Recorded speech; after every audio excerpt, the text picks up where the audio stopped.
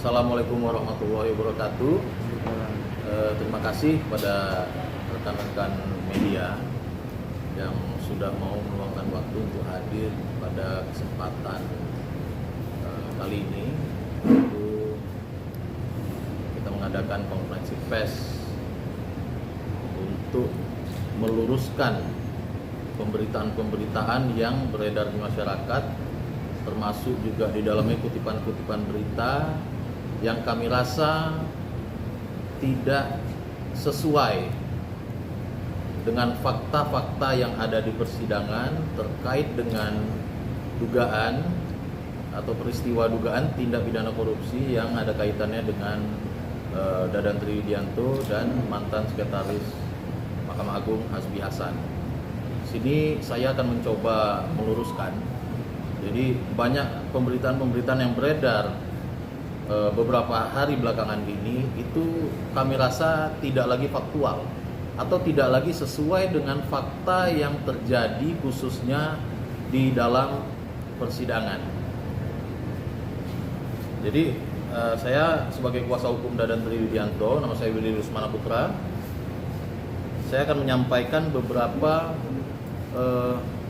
fakta-fakta yang kami dapat di dalam persidangan, di mana fakta-fakta tersebut menjadi bantahan atau menjadi jawaban terkait dengan asumsi-asumsi yang banyak beredar di masyarakat, khususnya dalam lingkup aparat penegak hukum, penggiat hukum, aktivis-aktivis hukum dan lain sebagainya pada peristiwa dugaan tindak pidana korupsi tersebut, di mana klien kami, Dadan Triwidianto, itu diduga melakukan atau memberikan suap atau uang suap sebesar 11,2 miliar terhadap mantan sekretaris MA, yakni Hasbi Hasan.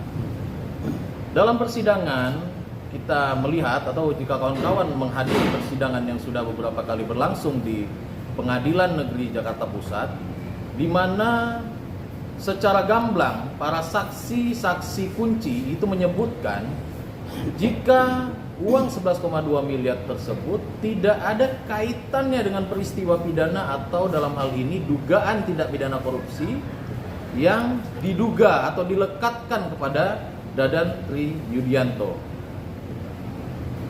Di mana faktanya juga kita sudah dapat melihat dalam persidangan uang 11,2 miliar tersebut adalah uang bisnis atau kerjasama atau uang investasi dari saudara Herianto Tanaka kepada Dadan Triwidianto. Apa investasinya itu? Investasinya itu adalah dalam berupa bisnis skincare dan klinik kesehatan atau klinik kecantikan, di mana bisnis tersebut sampai dengan detik ini, ya, bisnis tersebut sampai dengan hari ini masih berjalan. Itu salah satunya ada klinik kesehatan dan kecantikan yang terletak di Pondok Indah, Jakarta Selatan. Rekan-rekan media bahkan kami persilahkan untuk meliput benar tidak bisnis itu berjalan atau bisnis itu ada, di mana bisnis tersebut atau klinik tersebut juga menjadi ladang atau menjadi tempat di mana ada puluhan orang yang menggantungkan nasibnya untuk bekerja atau bekerja di klinik tersebut. Meluruskan yang 3 buah mobil itu gimana, Pak? Oke, jadi beberapa waktu belakangan ini ada beberapa media yang memberitakan jika beberapa unit mobil sport atau mobil mewah yang dimiliki oleh pengusaha Dadan Triwidianto, di mana klien kami itu diberikan kepada mantan sekretaris Mahkamah Agung, yaitu Bapak Hasbi Hasan. Faktanya adalah di dalam persidangan mobil tersebut atau beberapa unit mobil tersebut tidak ada kaitannya sama sekali dengan peristiwa pidana yang diduga terjadi pada saat ini, gitu, terkait dengan Dadan Tri dan Pak Hasbi Hasan. Beberapa saksi juga menyebutkan jika mobil tersebut juga tidak ada kaitannya dengan Hasbi Hasan dan bukan untuk sebagai barang untuk menyuap gitu loh. Karena mobil tersebut bukan disita dari Pak Hasbi Hasan selaku mantan sekretaris Mahkamah Agung gitu rekan-rekan. Dari Pak Dadan ya, kemudian kan jaksa KPK juga mengatakan bahwa memang klaim dari istri Pak Dadan itu mengatakan uang 11,2 miliar itu uang investasi antara beliau dengan Pak Kakak. Tapi kemudian ada riwayat transaksi pembelian sejumlah mobil mewah terkait dari uang tersebut itu. Mungkin dari penjelasan tentang. Jadi gini, terkait dengan uang sejumlah 11,2 miliar itu tidak semuanya dibelikan ke ke kendaraan tersebut ya. Dimana jika kawan-kawan bisa melihat ada bukti di dalam persidangan, itu menjadi bukti juga terkait dengan perkara atau peristiwa pidana ini, itu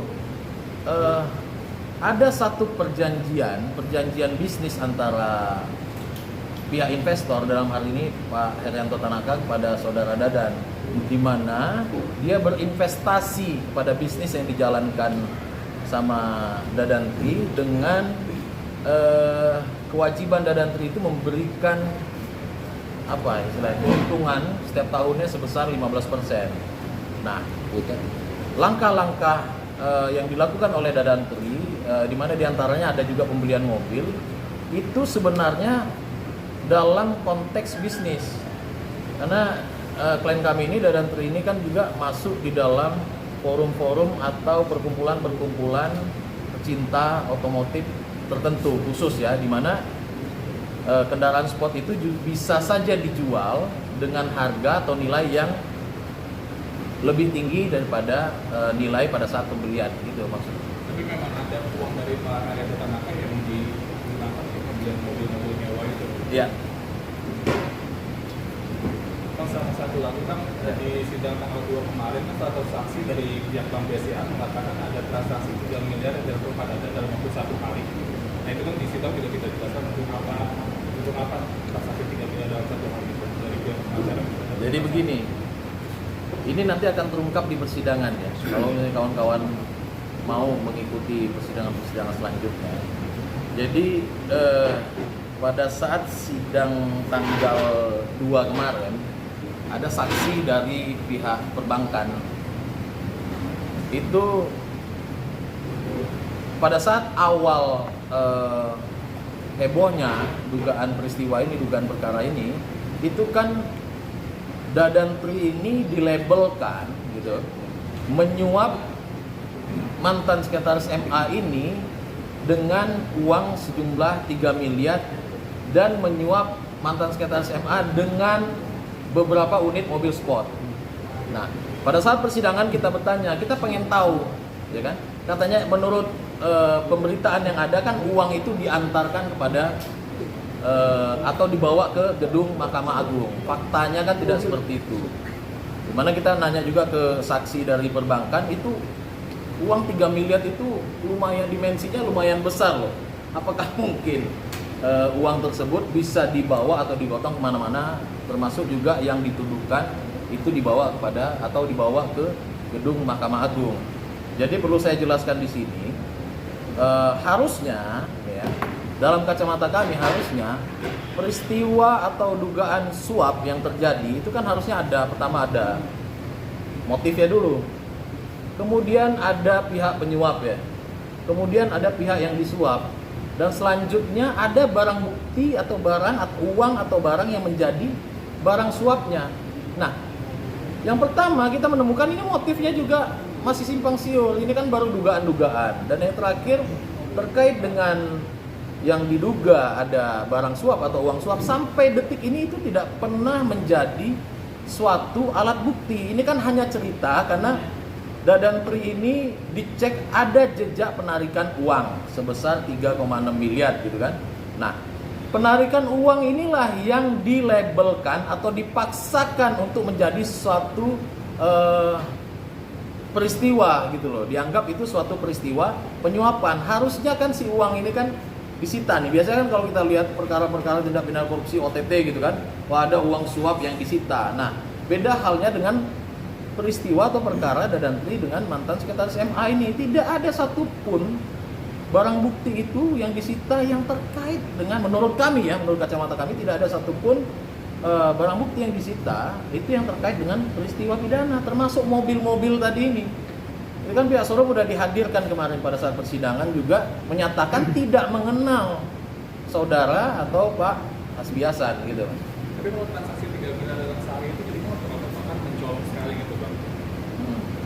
Jadi itu nanti akan dibuka di persidangan selanjutnya. Sebenarnya dari awal kisah perjalanan perkara ini kita udah menyuarakan. Jadi uang 3 miliar itu tidak ada kaitannya sama sekali ke MA. Uang 3 miliar itu dari dari Pak atau dari saudara Dadantri itu diberikan kepada seseorang dalam konteks kaitannya adalah pinjam meminjam gitu loh. Nanti di sidang-sidang selanjutnya akan sama-sama kita perlihatkan.